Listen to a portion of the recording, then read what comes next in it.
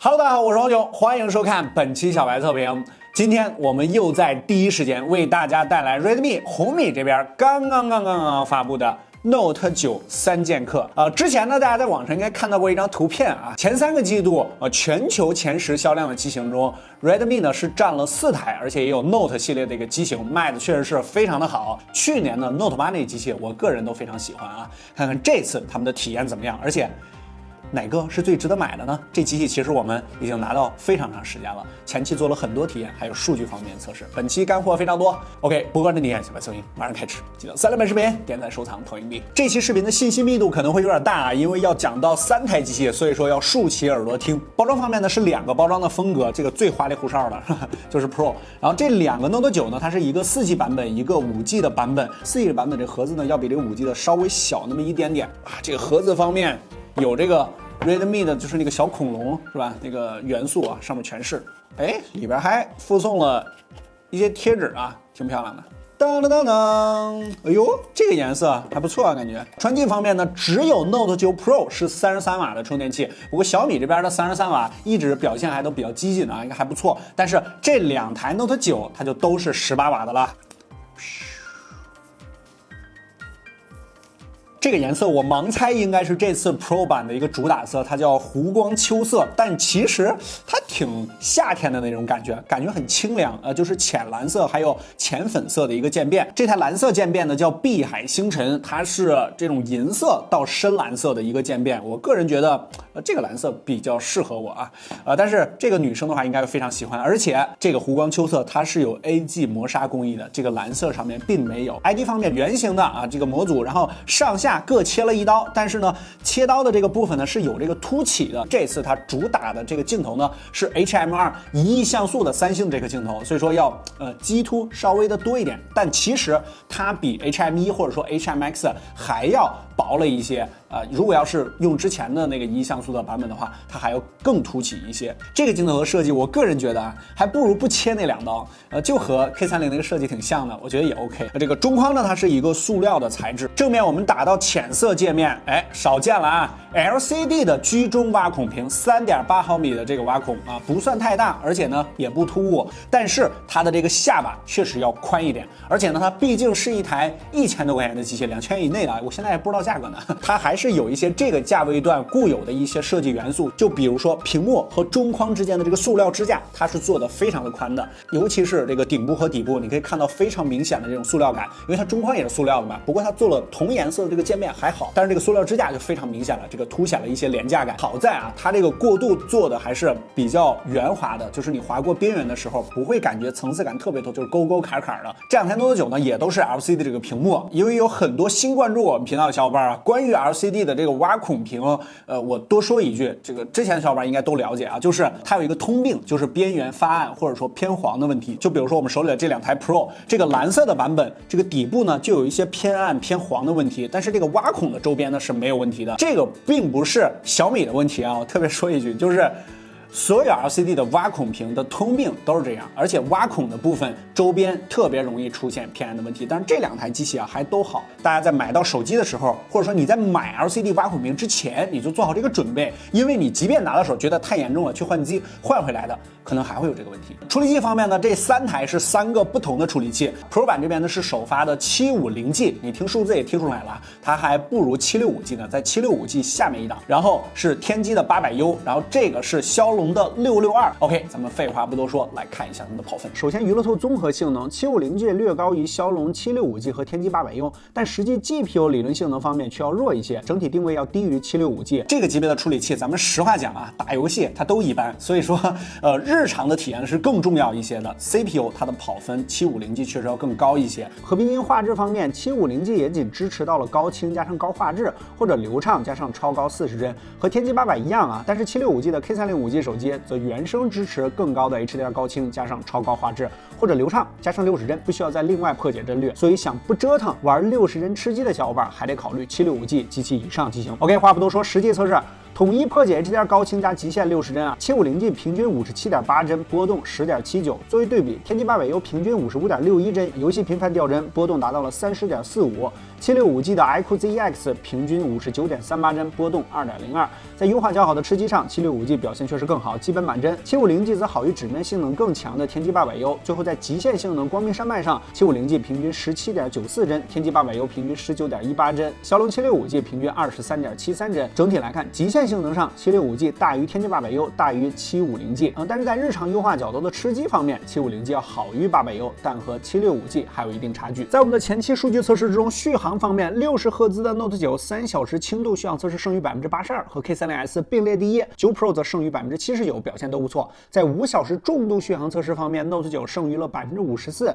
依然位列第一。而搭载了8纳米750G 芯片的9 Pro 就差了许多啊，2个游戏耗电44%，综合5小时仅剩余35%的电量，可能前期优化还没有到位，现阶段的游戏功耗相对较大。在充电方面，33瓦快充的 Note 9 Pro 半小时充入67%，充入100%用时55分钟；18瓦的 Note 9 5G 就慢了很多，半小时充入了35%，1小时充入63%，充到100%用时122分钟，长达2个小时。不过前期测试次数有限，仅供参考，后期多次测试之后，我们再更新到小白测评微信公众号，你都可以随时随地免费查看我们的数据库。总之，想要快充的话9 Pro， 想要再续航的话 Note 9 5G 啊。散热方面，今年必须给点进步了啊！去年啊，一颗铜管压这个 G90T， 确实有一点费劲。这次呢是热管加上前后石墨的这么一个材质，在这个 Pro 上面，而且这次的这个 Pro 呢，设计上还有就是整个 ID 上面，它不太像一个1500元左右的这个机器，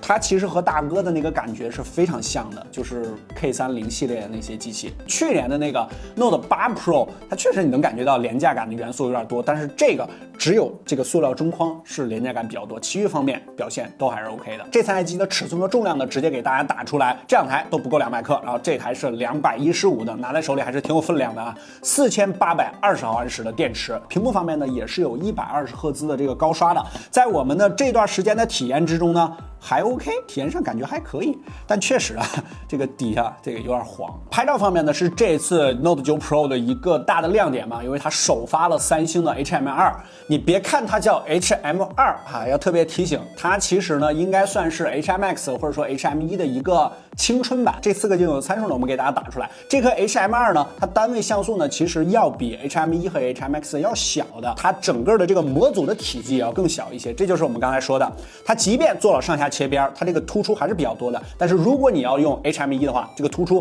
可能会更多。它有108麦的模式，你在更多里边打开就可以了。而且这版的这个米 UI 12呢，结合这个手机呢，也做了这个优化。之前我们体验1像素的时候，这个成像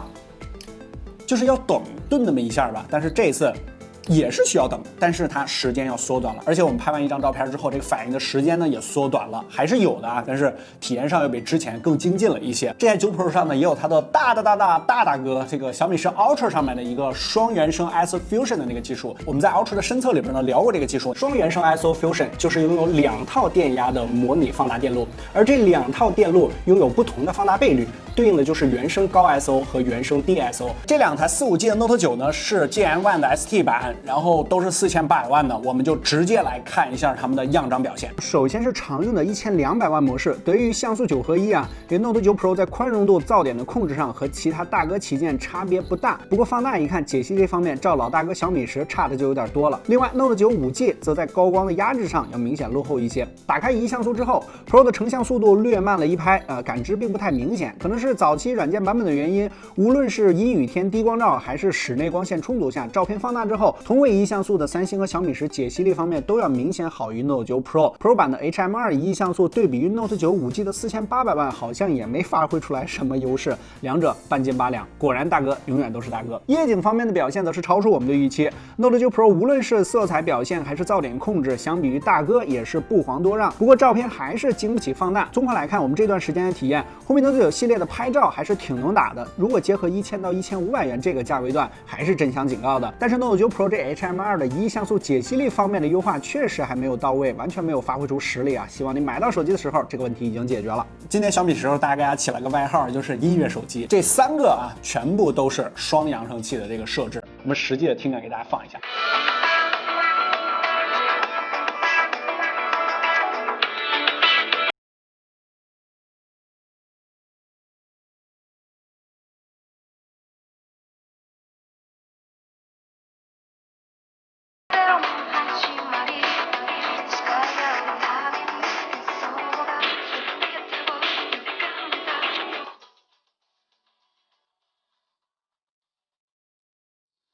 这些细节的配置方面，比如说 Z 轴的这个马达，它是 Note 9 Pro 还有 Note 9的5G 版本是都有的，但是这个4G 版本上面啊就不是了啊，只有大哥 Pro 上呢有这个 FC， 然后红外呢全部都是标配的，因为毕竟有这个 IoT 智能家居嘛，所以说小米手机的这个红外还是都给你加上了。OK， 这次的这个 Note 9呢，它分为了5G 版还有4G 版本，因为这个入门的手机呢，大家可能确实觉得这个5G 也没啥用，还费电是吧？特别加了一个4G 的版本，而且这次的这个4G 版呢，我觉得当备用机还真挺合适的，6000毫安时的超级